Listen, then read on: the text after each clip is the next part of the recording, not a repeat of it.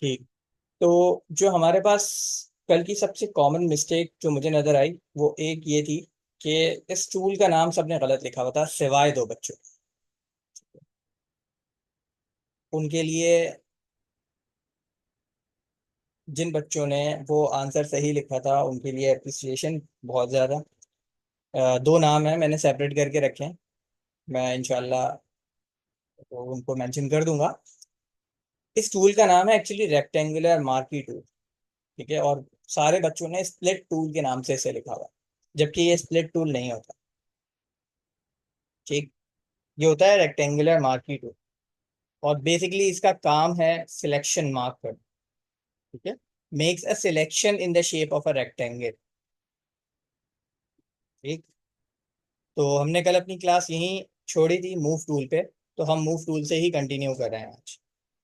अगर किसी बच्चे को कोई रिवीजन चाहिए, क्योंकि हमारे पास टाइम कम होता है इस वाले स्लॉट के अंदर, इसलिए मैं बार बार रिवाइज नहीं कर रहा हूँ चीज़ों को।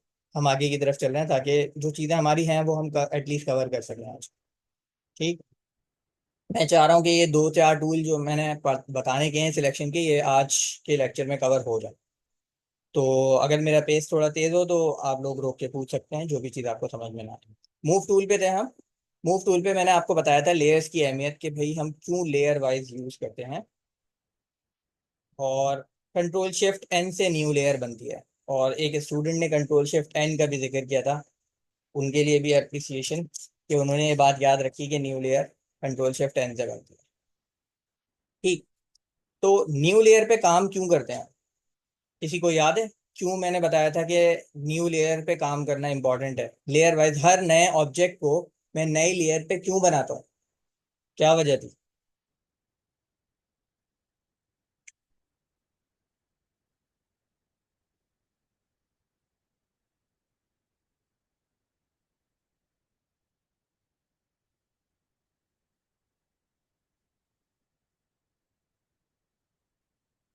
Come on, expecting an answer.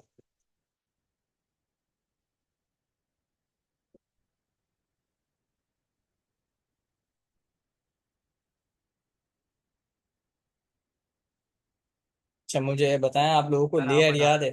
हमने कल लेयर्स पढ़ी थी। आपको ये याद है कि लेयर्स पढ़ी थी? एक चीज होती है लेयर। वो क्या चीज थी? जी सर। क्या होती हैं लेयर्स? हम्म। बस यही याद है सर कि लेयर्स होती हैं। ये नहीं पता कि क्या होता है। लेयर्स को ना आप एज अ स्क्रीन ट्रीट कर सकते हैं। ठीक है। लेट्स जस्ट से अगर हम कंट्रोल जी करें और ये हटा दें, ठीक है, ये मेरी इनिशियल पोजीशन आ गई जहां पे मेरा आर्ट बोर्ड या मेरा कैनवस मेरे सामने मौजूद। ठीक है। अब होता क्या है, अगर मैं यहाँ से ब्रश लूँ, इसका कलर ब्लू सेलेक्ट कर लूँ या रेड। ठीक है। अब क्योंकि ये लेयर लॉक है तो अभी ये मुझे काम नहीं करने देगा, मैं इसे खोल लेता हूँ। ठीक है। मेरी किसी भी लेयर के ऊपर मुझे क्या किया, मैंने ब्रश लिया, मैंने ब्रश से स्ट्रोक लगाया, दूसरे स्ट्रोक लगाया, तीसरे स्ट्रोक लगाया। ठीक है। अब होता क्या है कि अगर मैं बगैर किसी लेयर के ये स्ट्रोक लगा रहा हूँ, तो अब अगर मुझे इस स्ट्रोक की पोजीशन चेंज करनी है, तो ये स्ट्रोक एक अलग ऑब्जेक्ट है, ये स्ट्रोक एक अलग ऑब्जेक्ट है, ये एक अलग ऑब्जेक्ट है। ठीक है। और ये पीछे का बैकग्राउंड एक अलग ऑब्जेक्ट है। बैकग्राउंड इटसेल्फ एक बैकग्राउंड है ना, उसके ऊपर तो काम नहीं करना है, मैंने अलग अलग लेयर वाइज काम कर। तो होगा क्या, अगर मैं इस ऑब्जेक्ट को पकड़ के मूव करने की कोशिश करूंगा ना, तो हो क्या रहा है, मेरा पूरा बैकग्राउंड मूव कर रहा है। पूरी लेयर, बेसिकली ये पूरी लेयर मूव कर रही है एक साथ। ये सारे एलिमेंट अब इस एक ही लेयर का पार्ट हो गए, कंबाइन हो गए। ठीक है। ऑन दी अदर हैंड, अगर मैं एक न्यू लेयर क्रिएट करूं और उसके ऊपर ब्रश का स्ट्रोक लगाऊं, ठीक है, और फिर स्ट्रोक लगाऊं और फिर स्ट्रोक लगाऊं, अब अगर मैंने मूव टूल से पकड़ के इसे मूव करना है तो क्या क्या मूव करेगा साथ साथ?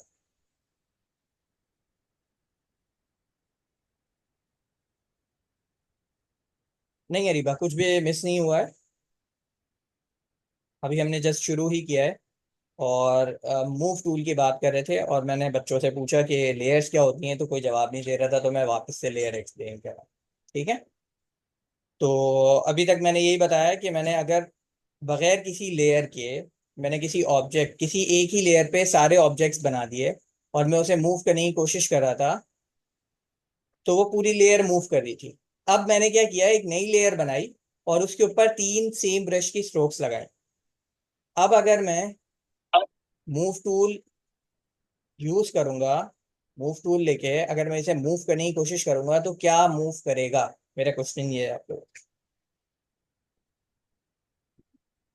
गलत आंसर दिया करें, लेकिन आंसर दिया करें, इससे पता लगता है कि आप लोग अलाइव हैं।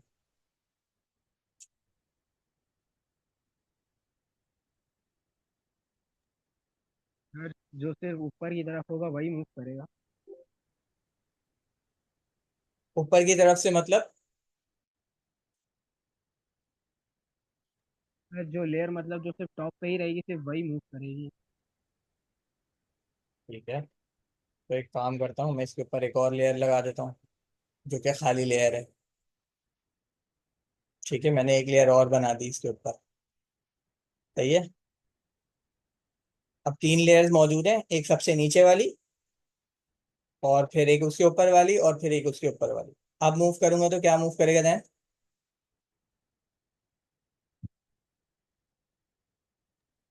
सर जो लेयर जो सबसे टॉप पे ही रहेगी वही मूव होगा फिर। हम्म। अच्छा, अब मैं मूव कर रहा हूँ और कोई लेयर शायद मूव भी हो रही हो।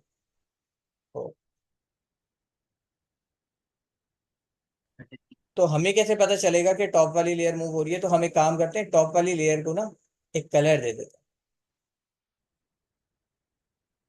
ठीक है, एक बॉक्स बना देता हूँ मैं ऐसे इधर। सर जो जब जो लेयर का ऑप्शन जहाँ से लॉक होता है उसको वो ओपन कैसे करते हैं, मतलब अनलॉक कैसे होता है? बेटा, ये लेयर के ही पैनल की प्रॉपर्टीज के अंदर आपके पास कुछ आइकन्स बने हुए आ रहे हैं। ठीक है। अभी ये जी लेयर सर। बेस्ड सिस्टम का मतलब ये होता है कि जिस लेयर पे जो काम हुआ हुआ है ना, सिलेक्शन के दौरान उसी लेयर को मूव करेगा सर। ठीक है, उसी लेयर, एक्टिव लेयर पे काम होता है। अब चाहे मैंने बैकग्राउंड एक्टिव किया हुआ हो, तो अब जो मैं स्ट्रोक लगाऊंगा ब्रश लेके, अगर मैं एक स्ट्रोक बीच में और लगा दूं, ठीक है, और फिर मैं मूव करने की कोशिश करूं, तो अभी मैंने जो एक्टिव लेयर की हुई है सिर्फ वो मूव करेगी। देख रहे हो, सिर्फ बैकग्राउंड और एक वो स्ट्रोक मूव कर रहा है जो मैंने लेयर पे लगाया था बैकग्राउंड वाले। लेकिन मैं नहीं चाहता कि मेरे बैकग्राउंड पे कोई भी स्ट्रोक आए, तो मैंने हटा दिया। अच्छा, ये बैकग्राउंड पे या कहीं भी मुझसे कोई गलती हो रही है बार बार, या मैं जो भी चीज रिवर्ट कर रहा हूँ, अनडू कर रहा हूँ, उसके लिए की कौन सी यूज होती है? अभी आपने मल्टीपल कंट्रोल टाइम्स वी। देखा, मैंने ब्रश के स्ट्रोक्स लगाए और वो स्ट्रोक वापस से गायब हो गए, रिवर्ट हो गए, स्टेप बैक हो गया, जो भी एक्शन था मेरा। कंट्रोल जी के की से होता है। ठीक है। कंट्रोल जी यूनिवर्सल अंडू की है। कोई भी एक्शन परफॉर्म करते हैं तो यूनिवर्सली तकरीबन 99% सॉफ्टवेयर में कंट्रोल जी अंडू की होती है। ठीक है, नोट कर लिएगा इसे भी।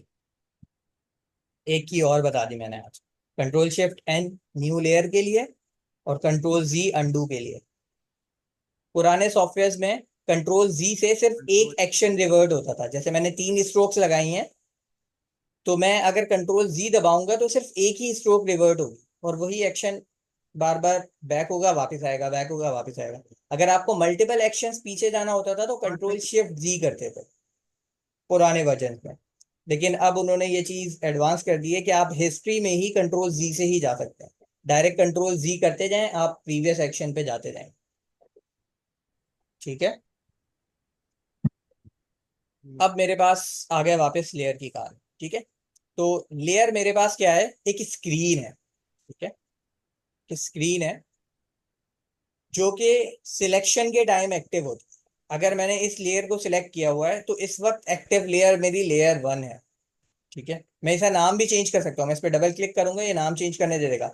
मैं इस पर लिख दूंगा ब्रश।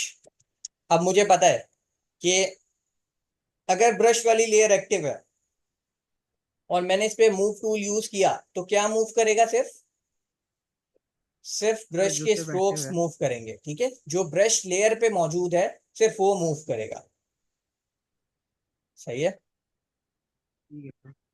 और एक लेयर पे मल्टीपल ऑब्जेक्ट्स भी हो सकते हैं, लेकिन गुड प्रैक्टिस क्या है?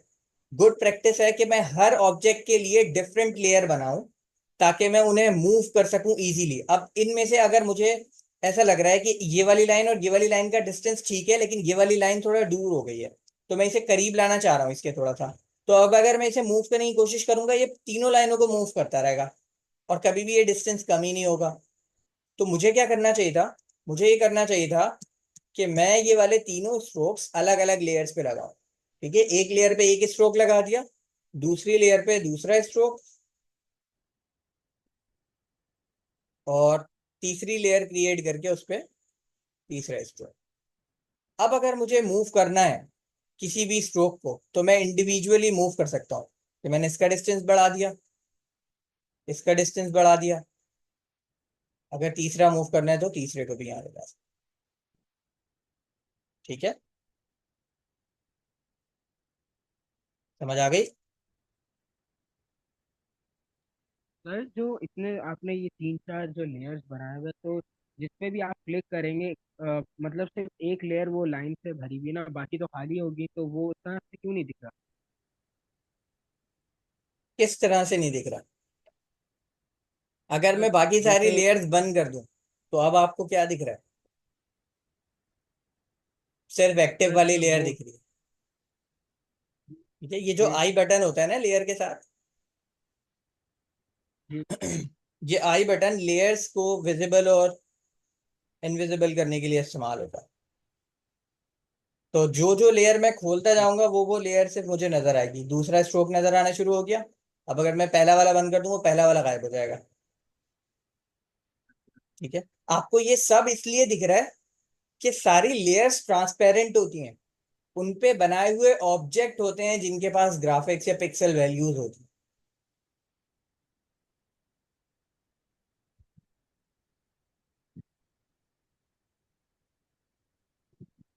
ओके, ओपन सिर्फ आपका डॉक्यूमेंट होता है।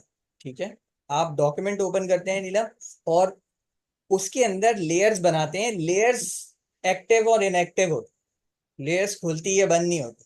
लेयर्स एक्टिव या इनएक्टिव होती हैं। जैसे इस वक्त ये लेयर सिलेक्टेड है, तो इस वक्त एक्टिव लेयर लेयर 1 है। अगर मैं इस पे क्लिक कर दूंगा तो इस वक्त एक्टिव लेयर लेयर 2 हो जाएगी। 3 पे क्लिक कर दिया तो 3 एक्टिव हो जाएगी। अब मैं लेयर 2 को भी पकड़ के मूव करूंगा ना, तो मूव सिर्फ लेयर जो भी सिलेक्टेड लेयर होगी, जैसे लेयर 3 सिलेक्टेड है, तो सिर्फ वो ही मूव करेगी। अगर मुझे 2 को मूव करना है तो मुझे पहले लेयर 2 को सिलेक्ट करना पड़ेगा। अब लेयर 2 को सर बार बार पैनल पे जाके चेंज सिलेक्ट करना मुश्किल बात होगी। आप किसी भी ऑब्जेक्ट पे लाके राइट क्लिक करेंगे ना, तो वहां लेयर्स के नाम दिख रहे होते हैं। या तो लेयर 3 सिलेक्ट कर लूँ या लेयर 0 सिलेक्ट कर लूँ।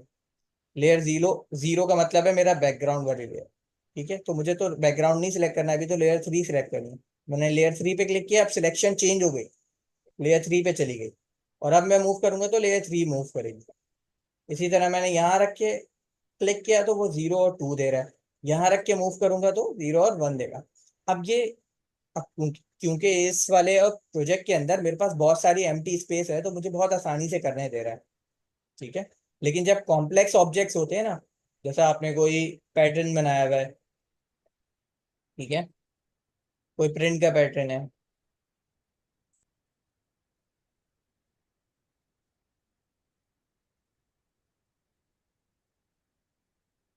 प्रिंट का पैटर्न है या जो भी पैटर्न है, उनके अंदर मल्टीपल ऑब्जेक्ट्स ओवरलैप हो रहे होते हैं। तो उस वक्त आपको सिलेक्ट करने में ना फिर लेयर वाइज ही जाके सिलेक्ट करना पड़ता है, ताकि आप कुछ गलत सिलेक्ट करके कुछ गलत मूव ना करें। ओके, क्वेश्चन देख लेते हैं। सर लेयर में वर्क करना ज्यादा अच्छा होता है। बिल्कुल, लेयर में वर्क करना ही गुड प्रैक्टिस है। अगर आप बगैर लेयर्स के काम कर रहे हैं, इट्स अ बैड प्रैक्टिस। एक बार आपके हाथ से ऑब्जेक्ट की सिलेक्शन छूट गई, उसके बाद वो ऑब्जेक्ट फिक्स्ड हो जाता है। ठीक है, तो उस ऑब्जेक्ट को दोबारा मूव करने के लिए आपको चाहिए कि आप किसी और लेयर पे रखें, ताकि उस लेयर को आगे पीछे मूव करा सकें। लेयर एक ट्रांसपेरेंट स्क्रीन है जिसके ऊपर आप ऑब्जेक्ट्स बनाते हैं।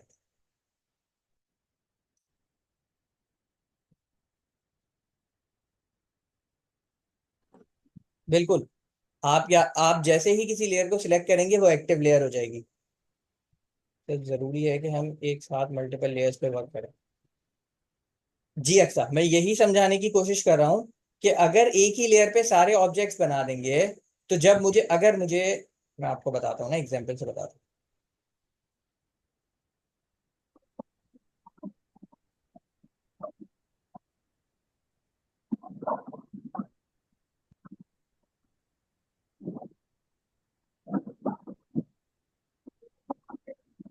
तो माइक म्यूट कर लें अपना।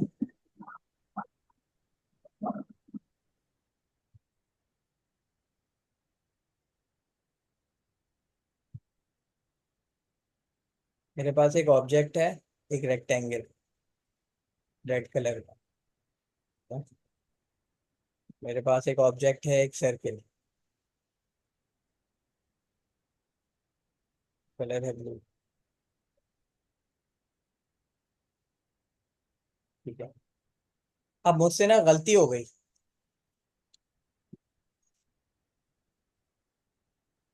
मुझसे गलती ये हो गई कि मैंने इसकी पोजीशन गलत कर दी है। अब अगर मैं चाह रहा हूँ कि इसको मुझे एक्चुअली यहाँ बनाना था, इसके बराबर में, मैं इसको उठा के ले आऊँ इसके बराबर में, तो क्या मैं ब्लू सर्किल को, सिर्फ ब्लू सर्किल को उठा के रेड वाले बॉक्स के बराबर में ला सकता हूँ, अगर ये एक ही लेयर पर है? No sir. नहीं आएगा, कभी भी नहीं आएगा। क्यों? क्योंकि अब लेयर सिलेक्ट हुई भी है। इस लेयर पे जिस ऑब्जेक्ट ने जो पोजीशन ले ली वो फिक्स हो गई उसकी पोजीशन।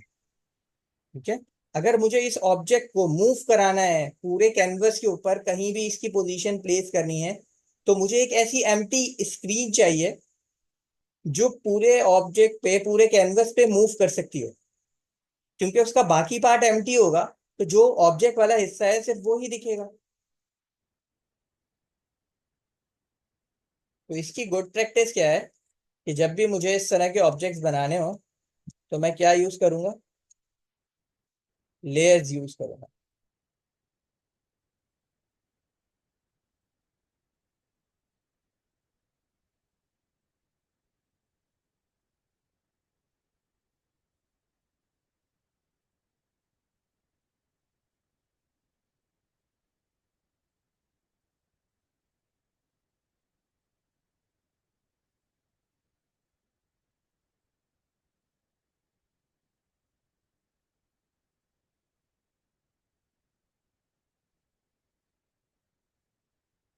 हम्म। अब मुझे अगर इस सर्किल को, मेरी पोजीशन गलत हो गई है दोबारा से, अब मैं लेयर्स पे काम कर रहा हूँ। जी। विदाउट लेयर अगर मैं कोई ऑब्जेक्ट्स बनाता हूँ तो वो लेयर फिक्स हो जाए, उस लेयर पे उस ऑब्जेक्ट के लिए पोजीशन फिक्स हो जाए। ठीक है। अब इस लेयर टू पे भी इसके लिए पोजीशन फिक्स्ड है, लेकिन इस कैनवस पे फिक्स नहीं है ना। ये लेयर इस पूरे कैनवस पे कहीं भी घूम सकती है।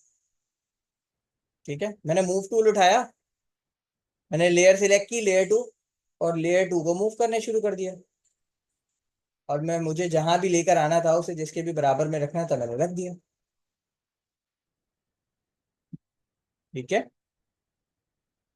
लेयर्स का कॉन्सेप्ट समझ आ गया सबको? लेयर्स क्लियर है?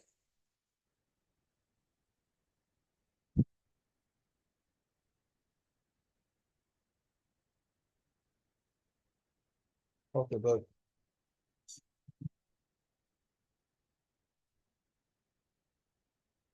लेयर्स कैसे बनाते हैं, क्यों बनाते हैं, और क्या फायदा है, ये चीजें हमने कवर कर ली।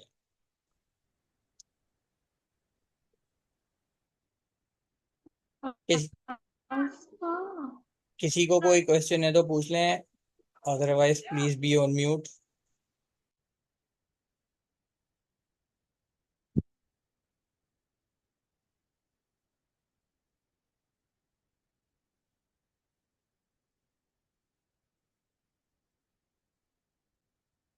ठीक है।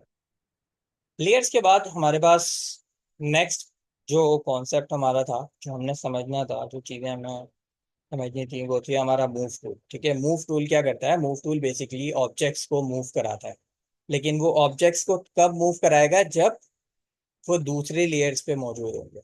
ठीक है। इसको तो प्रैक्टिस करनी पड़ेगी।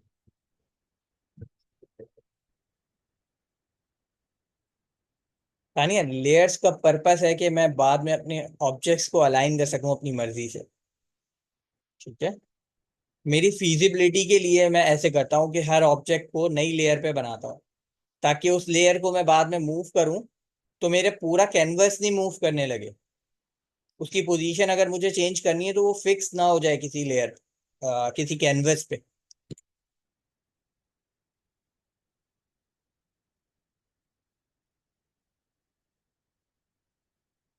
प्रैक्टिस इसकी करने की जरूरत नहीं है, बहुत बेसिक बात है। जब आप काम करने लगेंगे ना, ये आपकी सेकंड नेचर बन जाएगी कि आपको जब भी कोई ऑब्जेक्ट चाहिए होगा आप एक नई लेयर लेयर करेंगे। ठीक है। तो इसमें इतना परेशान होने की बात नहीं है।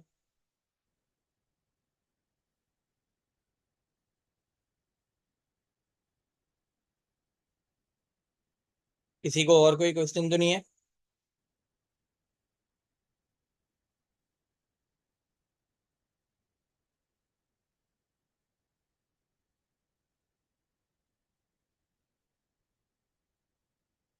ओके, तो हम आगे मूव करें। Move tool. मूव टूल हमने समझ लिया कि मूव टूल का काम क्या है। मूव टूल का काम है बेसिकली लेयर्स को मूव कराना या लेयर्स पे मौजूद ऑब्जेक्ट्स को मूव कराना। ठीक है। अब ऐसा नहीं है कि मुझे हर बार हर काम के लिए नई लेयर ही लेनी पड़ती है। ठीक है। जैसे कि जैसे कि हम अज्यूम करते हैं हमारी जो ये बैकग्राउंड लेयर है, ये हमारे लिए काम की नहीं है, हमने इसको उड़ा दिया। ये बैकग्राउंड लेयर जो हमारा बैकग्राउंड वाइट कलर का बैकग्राउंड हमने फाइल क्रिएट करते हुए चूज किया था, वो था। ठीक है। अब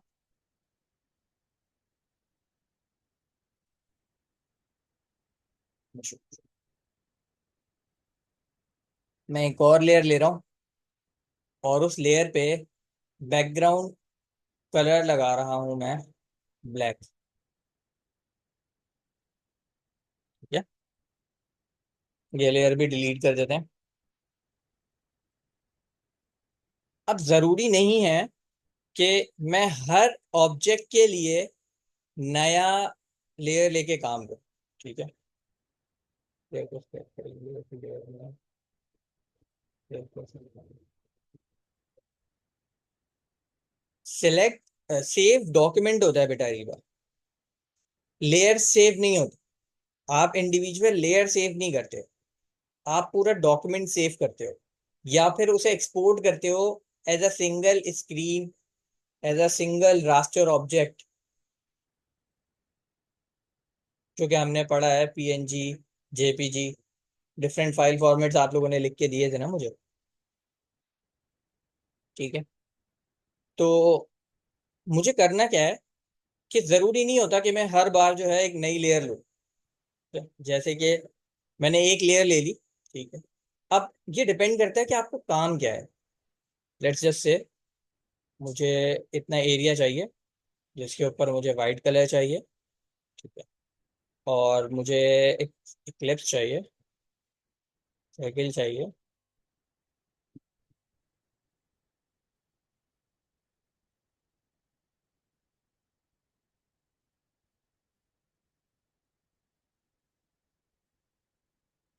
और इस सर्किल के अंदर मुझे चाहिए रेड कलर।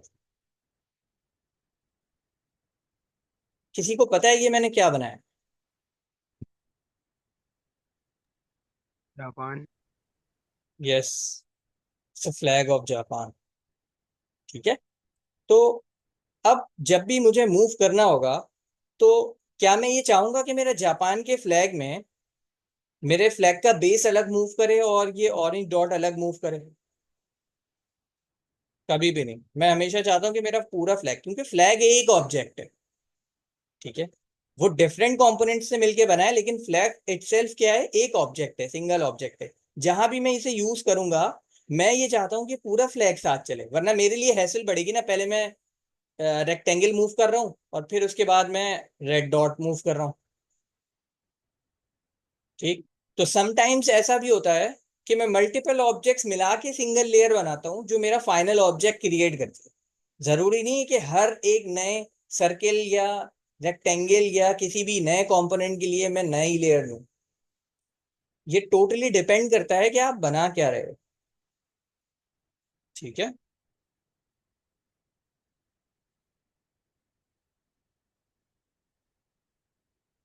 समझ आ गया लेयर्स का कॉन्सेप्ट? कोई बाउंडिंग नहीं है, कोई रिस्ट्रिक्शन नहीं है कि। तो ये नीड बेस्ड चीज होती है कि मुझे एक लेयर पे कितने नंबर ऑफ ऑब्जेक्ट्स रखने हैं, ताकि मैं उन्हें लेटर यूज के लिए एक साथ अलाइन कर सकूं। ठीक। ये थी हमारी लेयर्स और मूव टूल तक की बात। नेक्स्ट जो हमारे पास टूल है वो है हमारा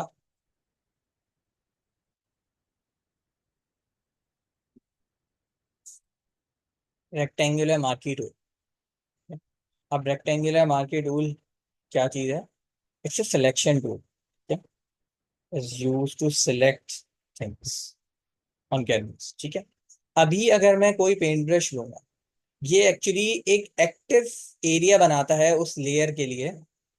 अब लेयर के ऊपर भी इसने एक और एक्टिव एरिया बना दिया है जिस पे से आप काम कर सकते हैं। इस एरिया के बाहर अगर मैं अभी कुछ लिखने की कोशिश करूंगा ना, नहीं लिखेगा। लेकिन जैसे ही अंदर आऊंगा तो ये लिखना शुरू कर देगा। क्यों? क्योंकि इस मार्किंग ने एक एक्टिव एरिया क्रिएट कर दिया है कि अब जो भी लिखा जाएगा वो इस एरिया के अंदर ही लिखा जाएगा। बाहर लिखने की कोशिश करोगे तो लिखेगा नहीं।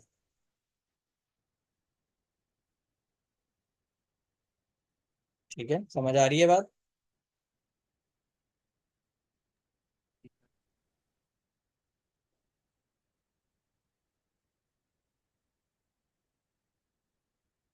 ठीक। तो कोई मुश्किल चीज़ नहीं है।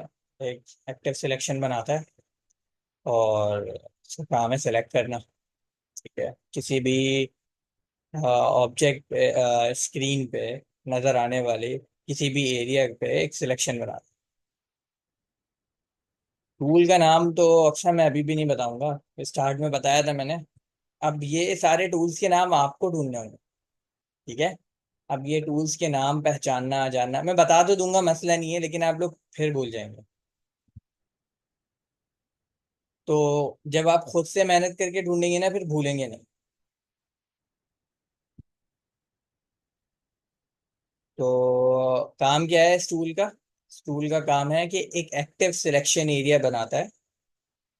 अब इस एक्टिव एरिया के अंदर ही होगा जो भी टास्क आप परफॉर्म करेंगे, वो इस एक्टिव एरिया के अंदर ही परफॉर्म होगा। Rectangular marquee tool.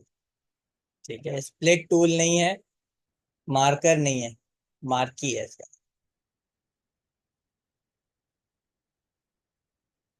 चलिए। तो सर इसका फिर सिर्फ इतना ही यूज है, सिर्फ यही होता है? नहीं, एक्चुअली आप इससे शेप्स बिल्ड कर सकते हैं। ठीक है। लेकिन ये तो एक ही सिलेक्ट करने दे रहा है, एक ही सिलेक्शन बना रहा है एक वक्त में। अगर मैं इससे दूसरी सिलेक्शन ड्रॉ करने की कोशिश करूंगा तो वो पहली वाली गायब हो जाएगी। ठीक है, तो मैं इससे कैसे शेप्स बना सकता हूँ जब ये सिर्फ रेक्टेंगुलर शेप ही देता है और नई शेप ऐड करने पे, नई शेप ऐड करने पे पुरानी वाली शेप को गायब कर देता है। तो जैसे ही मैं दूसरा तो सेट मेरा ड्रॉ करूंगा तो तो मेरा तो पहले वाला इस्तेमाल कुछ गायब। नहीं हो रहा। हम्म। तो मतलब मैं बहुत सारे एक ही टाइम पे बना ले रहा हूँ। मैं बताता हूँ, वो ओल्डर वर्जन की वजह से हम जा रहे हैं। हम भी बना सकते हैं, ऐसा नहीं है हमारा सॉफ्टवेयर जैन के सॉफ्टवेयर से कमजोर नहीं है। लेकिन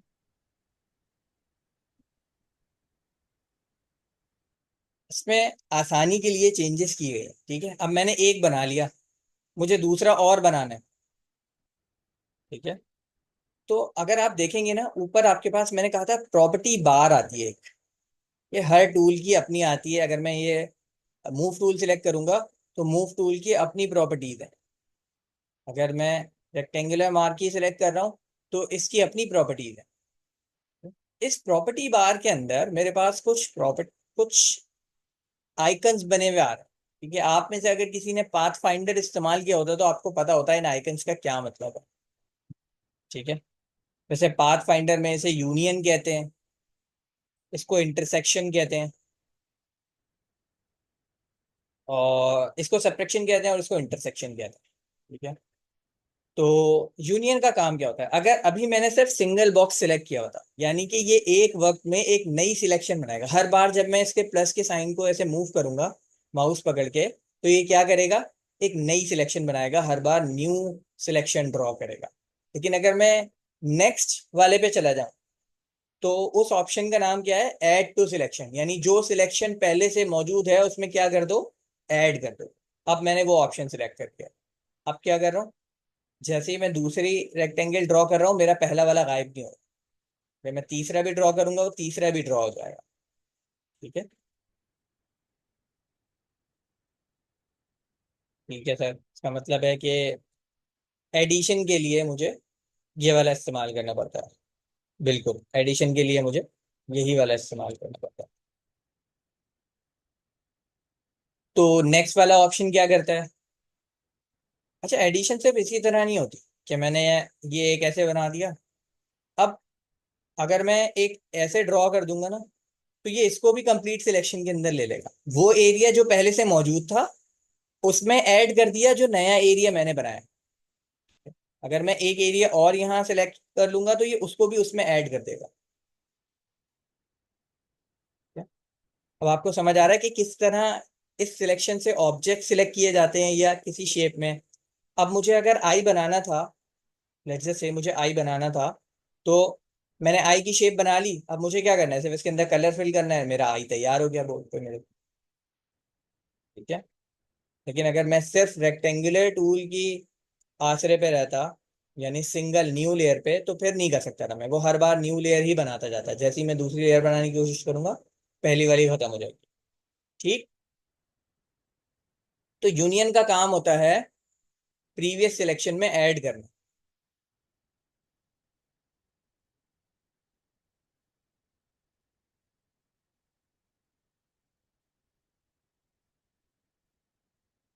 ठीक है सर, तो ये अगले वाले ऑप्शन का क्या नाम है, अगले वाले ऑप्शन का नाम है सब्ट्रैक्ट फ्रॉम सिलेक्शन।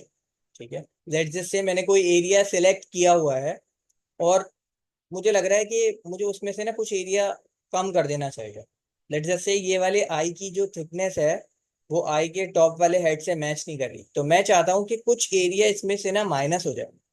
मैं क्या करूंगा, माइनस के लिए कुछ एरिया अपने इस माइनस की सिलेक्शन के अंदर ले लूंगा। ध्यान रखिएगा, जितना एरिया मैं अपनी माइनस की सिलेक्शन के अंदर ले रहा हूँ, सिर्फ वही एरिया सब्ट्रैक्ट होगा। सी। अब सर ये थोड़ा और पतला हो गया, अगर मुझे दोबारा ऐड करना है तो मैं क्या कर सकता हूँ, वापस चले जाएं एडिशन वाले टूल पे, और थोड़ी सी थिकनेस और ऐड कर दें इसमें, ये फिर बढ़ जाएगा। ठीक है। एडिशन और सब्ट्रैक्शन समझ आ गई। ये बीच से सब्ट्रैक्ट भी कर देता जी हूँ। सर। ठीक है, मैं कहीं से भी चाहूँ तो कोई भी पार्ट सब्ट्रैक्ट कर सकता हूँ। जरूरी नहीं है किसी फिक्स शेप पे ही ये सब्ट्रैक्ट करो। हाँ, लेकिन क्योंकि रेक्टेंगुलर शेप का टूल है, तो ये जो शेप बनाएगा ना, वो रेक्टेंगुलर ही बनाएगा। ठीक है। मतलब चार साइड्स वाली शेप ही बनाएगा। ओके। अब इसके बाद मेरे पास सिर्फ लास्ट वाला ऑप्शन रह जाता है प्रॉपर्टी पैनल के अंदर, वो है इंटरसेक्ट विथ सिलेक्शन। अब इंटरसेक्शन का क्या मतलब होता है, आप सबने पढ़ा हुआ है अपने यूनिवर्सिटी के अंदर, कि यूनियन होती है, इंटरसेक्शन होती है। हमने सेट्स पढ़े थे ना, सेट्स के चैप्टर में पढ़ा था ये। तो इंटरसेक्शन का सर काम क्या पूरा। होता है।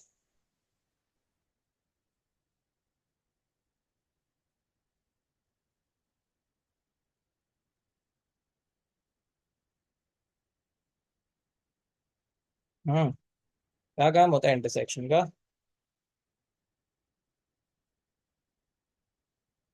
कॉमन बिटवीन टू सेट्स, बिल्कुल। जो दोनों के दरमियान कॉमन पार्ट होगा ना, सिर्फ उसको रखेगा, बाकी को छोड़ देगा।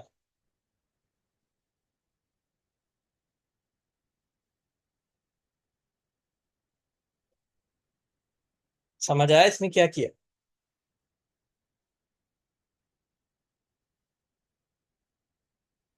मैंने इससे कहा कि मैं एक नया एरिया ड्रॉ कर रहा हूँ। ठीक है। ये एरिया ड्रॉ करना है, लेकिन प्रीवियस सिलेक्शन में से सिर्फ वो हिस्से रखना जो दोनों में कॉमन हो। यानी इस नई सिलेक्शन के अंदर जो दोनों का पार्ट है सिर्फ वो पार्ट रखना, और नया एक सिलेक्शन ड्रॉ करके दो। तो उसने क्या किया, सिर्फ दोनों सिलेक्शन से वो हिस्से रखे जो मेरी सिलेक्शन के अंदर कॉमन मौजूद। समझ आ रहा है इंटरसेक्शन का काम?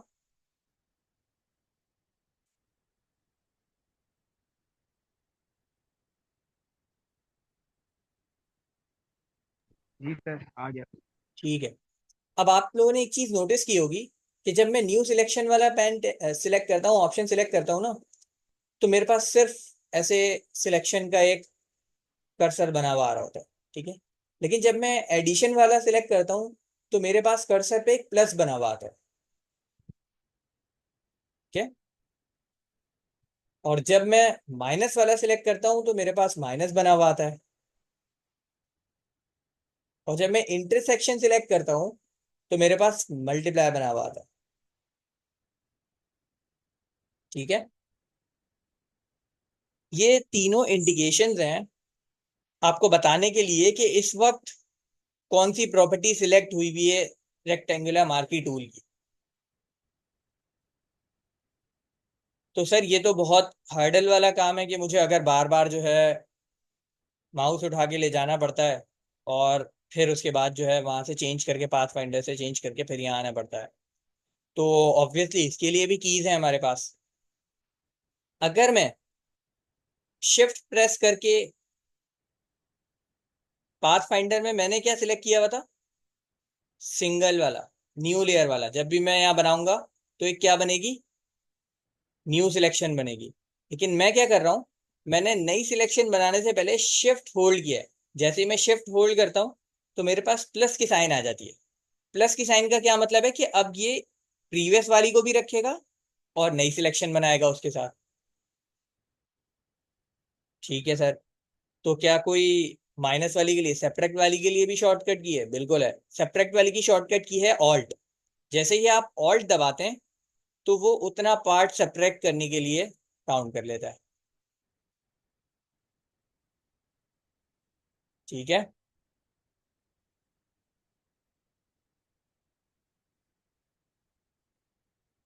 समझ आ गई? जी सर। गुड। तो रेक्टेंगुलर मार्की टूल हमें जो है वो समझ आ गया। अब रेक्टेंगुलर मार्की टूल पे ही जाके अगर आप राइट क्लिक करेंगे तो इसके अंदर आपको मल्टीपल और टूल्स नजर आएंगे। ठीक है। अब ये टूल्स क्या हैं? जैसे रेक्टेंगुलर मार्की टूल है ना, उसी तरह मेरे पास इलिप्टिकल मार्की टूल भी है। सर इलिप्टिकल मार्की टूल का क्या क्या होता है? रेक्टेंगुलर सर मार्की वो टूल फिर रेक्टेंगुलर शेप्स बनाता है, स्क्वायर शेप्स बनाता है, जबकि इलिप्टिकल इलिप्सिस बनाता है। ठीक है। तो सर ये तो ओवल शेप बना रहा है। तो यस, ओवल शेप से हमें कोई मसला नहीं होना चाहिए, क्योंकि ओवल शेप भी एक शेप होती है। तो अगर हमें परफेक्ट सर्किल बनाने हैं तो क्या करना पड़ेगा? परफेक्ट सर्किल बनाने के लिए आपको शिफ्ट होल्ड करना पड़ेगा। ठीक है। आप जैसे शिफ्ट होल्ड करके सर्किल ड्रॉ करने लगोगे ना, तो ये सर्किल हमेशा परफेक्ट सर्किल के लिए ड्रॉ करेगा। और शिफ्ट छोड़ दोगे तो जिस शेप में आप ड्रॉ कर रहे होगे, जिस ओवल शेप में, फ्री शेप में, वो उस ओवल शेप में ड्रॉ करने लगेगा। ठीक।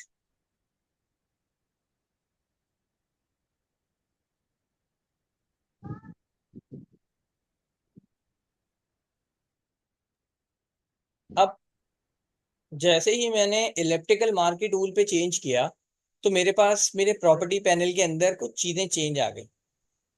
ठीक है।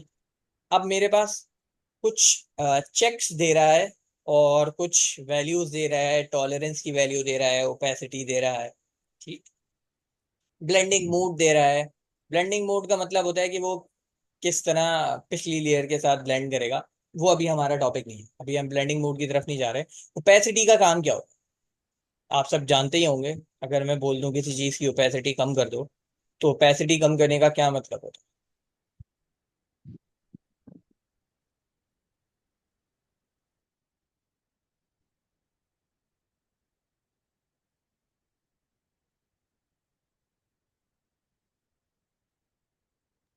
सर आपने माइनस प्लस की भी जो की बनाई थी सर, मल्टीप्लिकेशन की नहीं है क्या? है?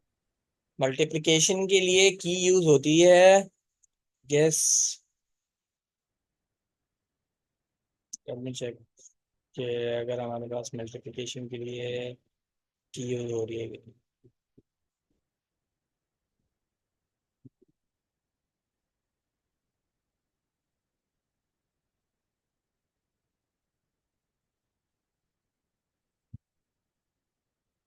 शिफ्ट प्लस ऑल्ट दबाएंगे तो फिर आपके लिए मल्टीप्लिकेशन की यूज होना शुरू हो जाएगी। ठीक है, जैसे मैंने इस सर्कल पे इतना एरिया मल्टीप्लाई कर दिया, क्योंकि कोई दो शेप्स नहीं थे तो इसने इंटरसेक्ट नहीं किया।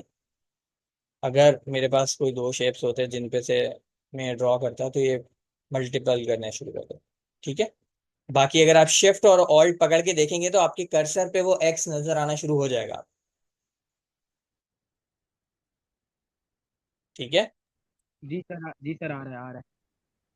शिफ्ट से एडिशन होती है, ऑल्ट से सब्ट्रैक्शन होती है, और दोनों साथ पकड़ेंगे तो इंटरसेक्शन हो।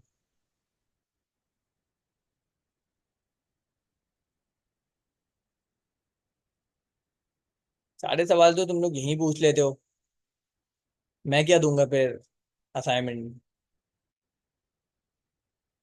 खैर, आगे बढ़ते हैं। Elliptical marquee tool. Elliptical marquee tool के अंदर मेरे पास कुछ चीजें नजर आ रही हैं। मेरे पास सिलेक्शन के लिए एक चीज है फेदर करके, एक है एंटी एलियास, स्टाइल आ रहा है, और कुछ select mass. Select and mass अच्छा ऑप्शन है, बहुत एडवांस चीज है, लेकिन अभी हम इसको नहीं देखेंगे। सिलेक्ट एंड मास हमारी आगे की कुछ क्लासेस में आएगा जिसमें हम इसको डिटेल में पढ़ेंगे। ठीक। तो सबसे पहले फेदर देख लेते हैं कि फेदर क्या चीज है। फेदर बेसिकली, अच्छा, ये फोटोशॉप का एक बहुत अच्छा फीचर है कि आप किसी भी प्रॉपर्टी के नेम के पास ले जाए ना, तो ये एक आपको ऐसे कर्सर शो होने लगता है। आप इस नेम पे क्लिक करके राइट की तरफ मूव करेंगे ना तो वो वैल्यू बढ़ेगी, और लेफ्ट की तरफ मूव करेंगे तो वो वैल्यू कम। ठीक है, तो आपको बार बार यहाँ जाके लिखना नहीं पड़ता है बाय हैंड की 50 पिक्सल कर दो, 70 पिक्सल कर दो। ठीक है। लेट्स जस्ट से मैंने इसका फेदर कर दिया 48 पिक्सल्स,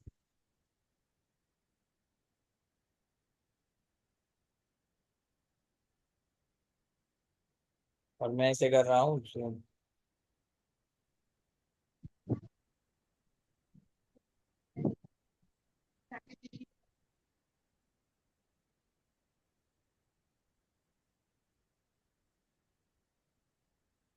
क्योंकि हमने एक अच्छे साइज का कैनवस लिया हुआ है, तो हमें काफी जूम करके देखना पड़ रहा है इस चीज को। तो फेदर जो है ना, एक्चुअली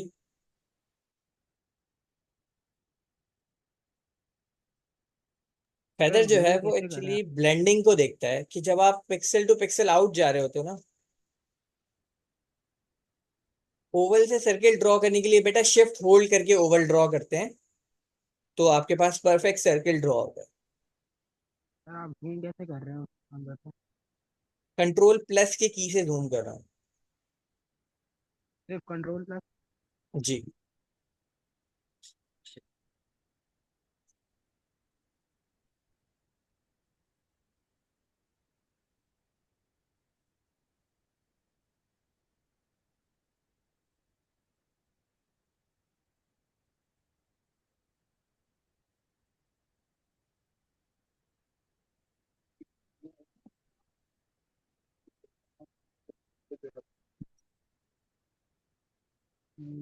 कंट्रोल जीरो से आपका जो कैनवस होता है,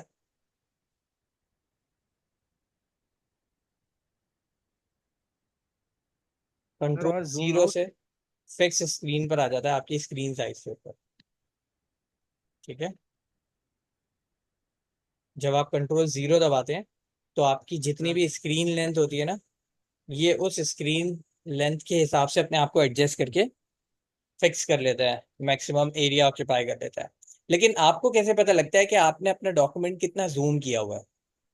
ठीक है, तो आप जब भी अपने डॉक्यूमेंट को देखेंगे ना, तो आपके डॉक्यूमेंट पे यहाँ नीचे भी, और जहां आपके डॉक्यूमेंट का नाम आ रहा होता है ऊपर, वहां भी यहाँ पे ना कुछ परसेंटेज लिखी हुई आ रही होती है। ये बता रहा है अनटाइटल्ड 1 एट 68.6%। ये जो 68.6% है ना, ये इसका जूम वैल्यू है। क्या इसका मतलब है कि मैंने अभी इस वक्त इस कैनवस को 68.8% जूम किया हुआ है, 68.6%, सॉरी। ठीक है। सर तो कोई फिक्स होता है इसका पहले से ही? क्या होता है फिक्स? नहीं, ये कैनवस साइज पे डिपेंड करता है ना बेटा। अगर मैं आपको 100% कैनवस साइज पे दिखाऊं, तो उसके लिए की होता है Ctrl 1। ठीक है, Ctrl 1 अच्छा। से अब आप देखोगे ना, अनटाइटल 1 नेम के साथ @ 100 पर आ गया, 100% पर। ठीक है, ठीक है सर, सही है। तो ये 100% जूम पे दिख रहा है आपको। अगर आप अपने कैनवस को ओरिजिनल साइज में देखेंगे, तो वो एक्चुअली ऐसा दिखेगा आपकी स्क्रीन साइज के हिसाब से। ठीक, इसको वापस से Ctrl 0 करके स्क्रीन फिट कर लेते हैं। Ctrl+ करेंगे तो जूम इन होगा, Ctrl- करेंगे तो जूम आउट होगा। ये सारे कीज लिख रहे हैं ना, कोई एक बच्चा अपनी ड्यूटी लगा ले कि जो जो सर कीज बता रहे हैं वो मेंशन करते जाएं। सर कंट्रोल 0 से जूम आउट होता है ना? Ctrl 0 से स्क्रीन फिट होता है, आपका कैनवस स्क्रीन के साइज के हिसाब से फिट हो जाता है। ठीक है सर। वरना Ctrl- करके भी आप जो है वो साइज छोटा करके अपने हिसाब से कर सकते ठीक है सर, समझ गया। हैं। ठीक, इलेप्टिकल मार्क के टूल पे थे हम। इलेप्टिकल मार्क के टूल के अंदर फेदर बेसिकली बताता है कि स्मूथनेस का रेशो क्या होगा। ठीक है, स्मूथनेस के रेशो से मेरा मतलब है कि ये जो सर्किल बना है, इस सर्किल के जो स्मूथनेस है, जो एक पिक्सल से दूसरे पिक्सल पे जाने का जो मरहला है, स्मूथनेस है, वो कितनी है। ठीक है, फेदर वो डिसाइड करता है, उसकी वैल्यू डिसाइड करता है। और इसके बराबर में जो एंटी एलियास का चेक लगा हुआ है ना, ये चेक हटाइएगा मत कभी। एंटी एलियास बेसिकली एक प्रॉपर्टी है जो क्या करती है, गेमर्स अगर यहाँ कोई मौजूद है तो उन्हें पता ही होगा। अब अगर मैं एक सर्किल ड्रॉ करूंगा ना, और इसके अंदर कलर फिल करूंगा,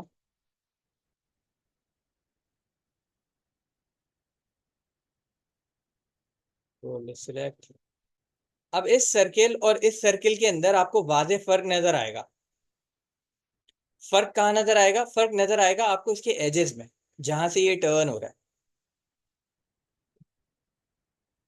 अगर मैं जूम इन करूं, ये देख रहे हैं, ये ब्लरीनेस जो स्मूथनेस लेकर आती है आपके कर्व के अंदर।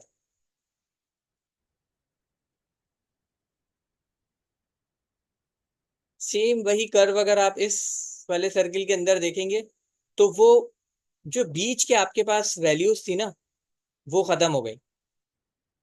अगर आप लोगों को ये डिफरेंस समझ आ रहा है तो ये देख रहे हैं, पिक्सल वैल्यू के बीच में एक लाइट पिक्सल ऐड होता है, जो फेदर का काम करता है, जो स्मूथनेस लेकर आता है किसी भी टर्निंग शेप के लिए। ठीक है, एंटी एलियास का चेक हटाने से वो स्मूथनेस चली जाती है। ठीक है, तो इसके जो एजेस है ना, वो शार्प शार्प बनने लगते हैं। तो कभी भी ऐसा हो कि आपको आपके कैनवस के अंदर आपके ऑब्जेक्ट्स में इस तरह की चीजें ऑब्जर्व हो रही हो कि एजेस शार्प हो रहे हैं बहुत, और जो है वो पिक्सलेट टाइप एजेस बन रहे हैं बिल्कुल, तो आपने क्या करना है, आपने एंटी एलियास ऑन करके फिर वो सर्किल ड्रॉ करना है। तो आपको जो है स्मूदर सर्किल मिलेगा, या स्मूदर शेप्स मिलेंगे। तो ये चेक रहना चाहिए। बाकी इसमें कुछ इतना खास है नहीं। इसके बाद जो हमें नेक्स्ट टूल देखना है, वो देखना है लासो टूल। ठीक है, लासो टूल दिखाने के लिए मैं जरा कोई पिक्चर ओपन कर लेता हूँ। अच्छा, पिक्चर कैसे ओपन करते हैं? पिक्चर ओपन करने के भी मल्टीपल तरीके हैं। एक तो यही है कि आप अपनी डायरेक्टरी में जाएं, उसे ड्रैग करें, फोटोशॉप के आइकन पे लेकर आए तो फोटोशॉप की स्क्रीन खुल जाएगी ऐसे। ठीक है। इस स्क्रीन पे लेकर आए ऊपर, अगर आप यहाँ छोड़ देंगे ना आपके कैनवस के ऊपर, तो क्या होगा, इसी कैनवस के ऊपर एज अ ऑब्जेक्ट उसे लेकर आ जाएगा एक नई लेयर पे। अभी देखिएगा, ये एक नई लेयर बना दी उसने, और एज अ ऑब्जेक्ट ये लेकर आ गया इस पिक्चर को, जबकि मुझे ऐसे नहीं चाहिए थी। मैं तो नहीं चाहता कि ये एज अ ऑब्जेक्ट मेरे पास यहाँ पे आए। मैं क्या चाहता हूँ कि ये पिक्चर मेरे पास एज अ पिक्चर नया डॉक्यूमेंट खुले। तो मैं क्या करूंगा, ये जो डॉक्यूमेंट्स के नेम वाली बार होती है ना, यहाँ ले जाके ड्रैग करके इसे यहाँ छोड़ूंगा। तो ये एक कॉपी का साइन भी आता है जो आपको बताता है कि आप एज अ न्यू डॉक्यूमेंट इसे खोलने वाले हैं। तो मैं इसे ओपन कर लूंगा। ये मेरे पास ओपन हो गया। ठीक है। इस वक्त इस पिक्चर का जूम कितना है?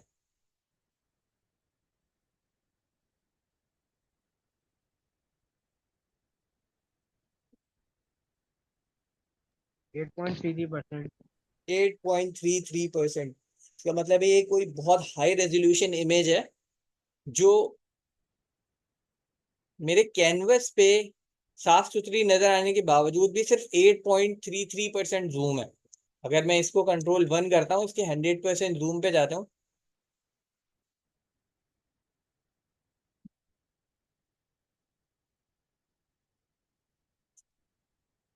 तो ये इसका 100% जूम है। अब ये मत बोलिएगा सर ये पिक्चर तो धुंधली हो रही है, ये ग्रेनी हो रही है। ये एक्चुअली पिक्चर बनाई ही गई है ग्रेनी। ठीक है।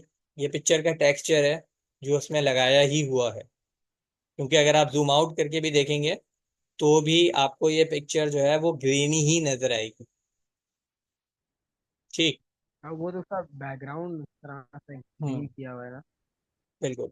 तो नेक्स्ट है हमारा लासो टूल। ठीक है। जो आपको मूव टूल के ठीक नीचे वाले कॉलम में मिल जाएगा, नीचे वाली रॉ में। Lasso tool. लासो टूल किस लिए यूज होता है? लासो टूल सिलेक्शन बनाने के लिए यूज होता है। सर अभी भी तो हम सिलेक्शन बना रहे थे, लेकिन वो सिलेक्शन किसी स्पेसिफिक शेप में थी। अगर मुझे फ्री हैंड ड्रॉ करना है तो मैं कैसे ड्रॉ करूंगा सिलेक्शन को? लासो टूल से ड्रॉ करूंगा।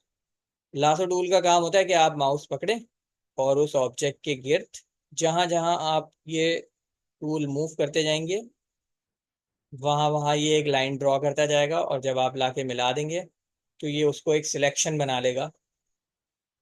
और उस सिलेक्शन पे आप अपना जो भी टास्क परफॉर्म करना चाहें वो परफॉर्म कर सकते हैं। जैसे मैं कह रहा हूँ कलर फिल कर दूं उसके अंदर, तो ये कलर फिल हो जाएगा इसके अंदर। सर तो ये काम वो क्विक सिलेक्शन टूल भी कर सकता है ना। अभी आ रहे हैं जैन, बाकी टूल्स की तरफ हम आ रहे हैं। ठीक है। एनीवेज, लासो टूल का काम है।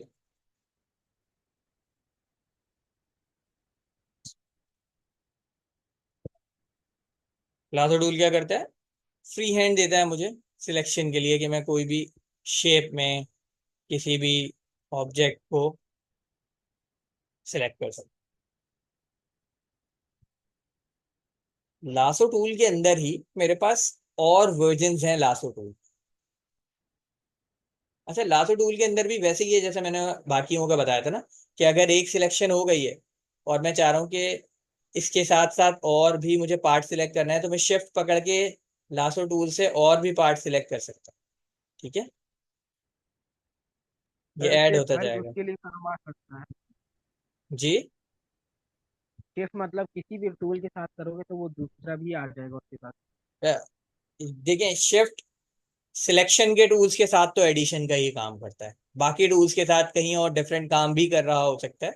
सिलेक्शन वाले टूल्स के साथ जो है शिफ्ट, वो इसका काम करता है एडिशन का। और सर अगर ऑल्ट पकड़ आपने के करेंगे तो माइनस का करेगा। जी जैन। ठीक है सर। सर तो फिर जो आप ये शेप्स वगैरह बना रहे हो आप कलर फिल कैसे कर रहे हैं? कलर फिल करने के लिए मैं पेंट बकेट यूज कर रहा हूँ, अभी सबसे आसान हल यही होता है। ठीक है। कलर सिलेक्टेड है मेरा, फोरग्राउंड कलर और बैकग्राउंड कलर। ठीक है। क्लिक करता हूँ, शेप में कलर फिल हो जाता है। ठीक। ठीक है सर। Paint bucket. लासो के पास भी वही सारी चीजें हैं। इसके बाद आता है मेरे पास पॉलीगॉन लासो टूल। ठीक है। अब पॉलीगॉन लासो टूल क्या है, अपने नाम के हिसाब से बता ही रहा है। पॉलीगॉन का मतलब होता है एक ऐसा शेप जिसके पास क्या मौजूद हो। शाबाश। एजेस मौजूद हो। गलत बोला करें लेकिन बोला करें। ठीक है। तो अगर मुझे कोई ऐसा शेप सिलेक्ट करना है जिसमें एजेस मौजूद हैं, तो मैं कौन सा टूल यूज करता हूँ? पॉलीगॉन। और जैसे कि सर मुझे कहाँ जरूरत पड़ सकती है पॉलीगॉन लासो टूल की, तो हम एक और इमेज खोलते हैं। ठीक है। अब इमेज में मुझे क्या करना है, मुझे कुछ एरिया, कुछ पार्ट सिलेक्ट करना है। कौन सा पार्ट सिलेक्ट करना है? मुझे सिलेक्ट करना है इसकी छत का पार्ट। मैं कह रहा हूँ इसकी छत मुझे अलग करनी है।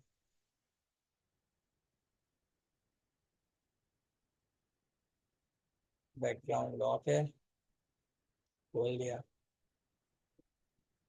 मैंने पहला पॉइंट लगाया यहाँ। बेसिकली स्ट्रेट लाइंस ड्रॉ करता है पॉलीगॉन टूल। ठीक है, दूसरा पॉइंट लगाया यहाँ, तीसरा पॉइंट लगाया यहाँ। मैं थोड़ी रफ सिलेक्शन कर रहा हूँ, लेकिन अगर आप सर ये जूम तो इन बिल्कुल करके। पूरा एक्यूरेट करना पड़ेगा, इसमें लाइन वगैरह डालना।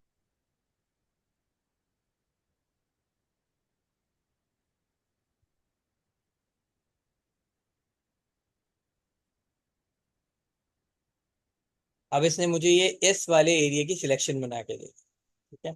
मैं चाहूँ तो इस वाले एरिया में कोई भी कलर फिल कर दूँ। अब आप पूछेंगे सर ये इस तरह से कैसे कलर फिल हो रहा है, बीच का हिस्सा कैसे रह गया था? तो पेंट बकेट कलर फिल करती है, हम आगे पढ़ेंगे उस बेसिस पे, जिस बेसिस पे हम काम करेंगे ना, जैसे जैसे पहुंचेंगे। ये कलर फिल करती है पिक्सल वैल्यू की बेस पे। जिस पिक्सल पे मैंने क्लिक किया है उस वैल्यू की बेसिस पे कलर फिल करती है कि उससे रिलेटेड पिक्सेल्स जो हैं वो सब फिल हो जाए। ठीक है। तो जब भी मेरे पास ऐसे शार्प एजेस वाले सिलेक्शंस होते हैं ना, तो मैंने आपको इसका प्रैक्टिकल यूज बता दिया कि lasso tool, polygon lasso tool इस तरह की सिलेक्शंस के लिए यूज होता है। किसी का कोई क्वेश्चन है अभी तक? सर आप डायरेक्ट तस्वीरें ला सकते हैं सर। मैं तस्वीरें ला रहा हूँ अपने फोल्डर से, क्योंकि मैंने पढ़ाना है तो मैंने ऑब्वियसली ये तस्वीरें निकाल के रखी हुई। Okay sir. ठीक है। ऐसे ही नहीं आ जाते, सर भी होमवर्क करके आते हैं। खैर, हमारे पास नेक्स्ट टूल है लासो टूल की ही कैटेगरी के अंदर, मैग्नेटिक लासो टूल। अब ये मैग्नेटिक लासो टूल क्या काम है? एक और तस्वीर खोल।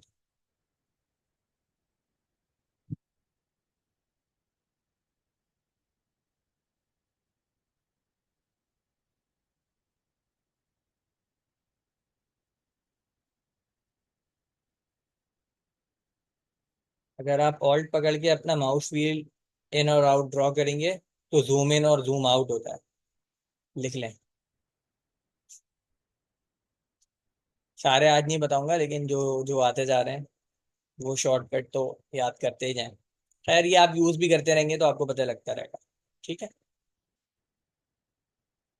लेट्स जस्ट से मुझे सिलेक्ट करना है ये येलो वाला पार्ट।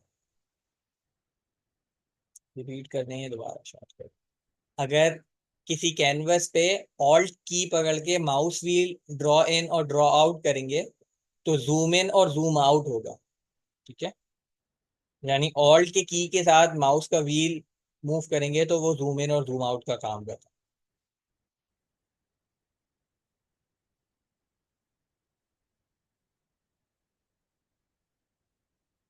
ठीक। मैग्नेटिक लासू से पहले मैं आपको दिखाना चाहूंगा कि लासो टूल कैसे काम करता है। लेट्स से मेरे पास लासो टूल है। मैंने लासो टूल से सिलेक्शन बनानी है इस येलो वाले पार्ट की। ठीक है। तो मैं ड्रॉ करने की कोशिश करता हूँ, और जो है ना, मुझसे बेइंतहा गलती होती है, और कुछ येलो पार्ट मिस हो जाता है, कभी कभी वाइट पार्ट अंदर आ जाता है, और ये जो है कोई बहुत ही बुरी सी जो है कोई सिलेक्शन बन जाती है। इस मसले को हल करने के लिए हमारे पास आया है magnetic lasso tool. Magnetic lasso tool क्या करता है?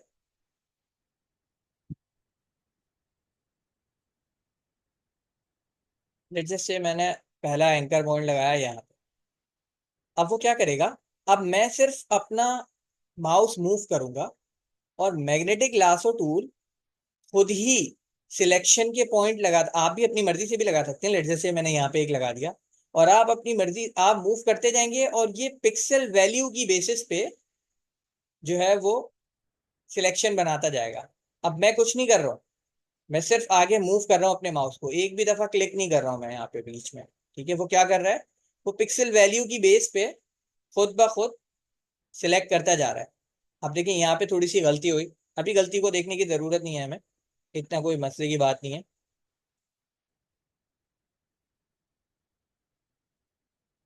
हम आगे मूव करते जाएंगे, और अगर लेट से मैंने बहुत बाहर हाथ निकाल दिया और उसने व्हाइट वाला एरिया भी सिलेक्ट कर लिया, ठीक है, लास्ट सिलेक्टेड पिक्सल की बेसिस पे ये अगले पिक्सल को टारगेट करता है, और उसमें से ही जो है वो वैल्यूज को सिलेक्ट करता जाता है। मैंने क्या करना होता है, मैंने सिर्फ उसे मूव करना होता है।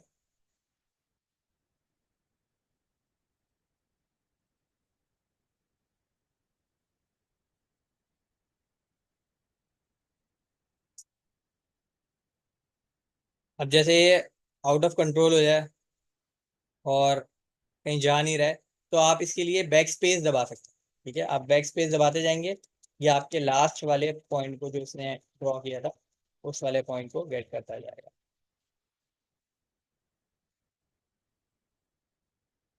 मैं माउस वापस यहाँ ले जाता हूँ। ठीक है। ये जो पार्ट आपको रेंडर हो रहा है वो अभी थोड़ी देर में रेंडरिंग हट जाएगी, क्योंकि मेरे पीसी पे लोड बहुत है, तो वो इसलिए तरह से कर रहा है। अब मैं यहाँ जाके जैसे ही क्लिक करूंगा ना, अब इसने जो है वो परफेक्ट एक, ओके, तो लासो टूल ने क्या किया, मैग्नेटिक लासो टूल ने क्या किया, उसने प्रीवियसली सिलेक्टेड पिक्सल की बेस पे हर अगला पिक्सल सिलेक्ट किया, और वो ऐसे मूव करता गया और यहाँ तक पहुंच गया। तो सर इसमें जो एक्स्ट्रा पार्ट आ गया है, क्या हम उसे रिमूव नहीं कर सकते? बिल्कुल कर सकता हूँ। लेट जैसे मेरे पास कुछ ऐसा पार्ट आ गया है सिलेक्शन के अंदर जो मैं नहीं चाहता सिलेक्शन के अंदर नहीं होना चाहिए था, तो मैं लास्ट टूल सेलेक्ट करूंगा, ऑल्ट दबाऊंगा, और इस एरिया पे ऐसे करके सिलेक्शन बना दूंगा, तो वो क्या करेगा, उतने पार्ट को माइनस कर देगा।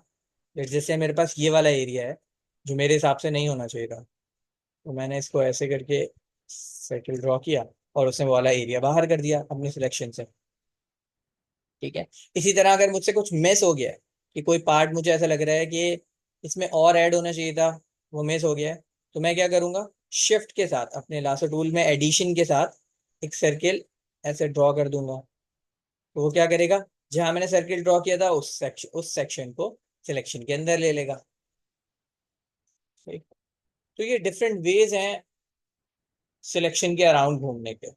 ठीक है, तो सिलेक्शन टूल है आपके पास, आपको अपनी भी कुछ क्रिएटिविटी इसके अंदर डालनी पड़ेगी कि मैं किस तरह से इन सिलेक्शन टूल्स को इस्तेमाल कर सकता हूँ। वो रिक्वायरमेंट बेस्ड भी होता है कि आपको कब कैसी रिक्वायरमेंट है, तो फिर आप उस हिसाब से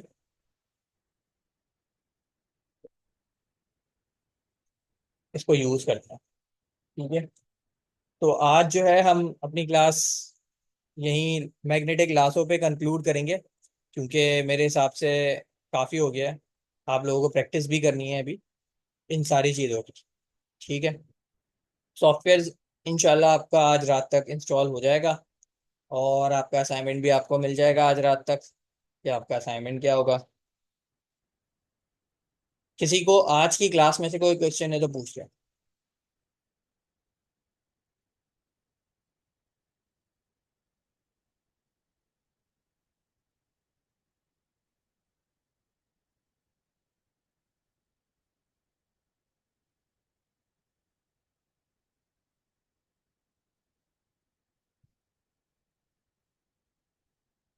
हाँ भाई, सबको सब समझ आ गया क्या?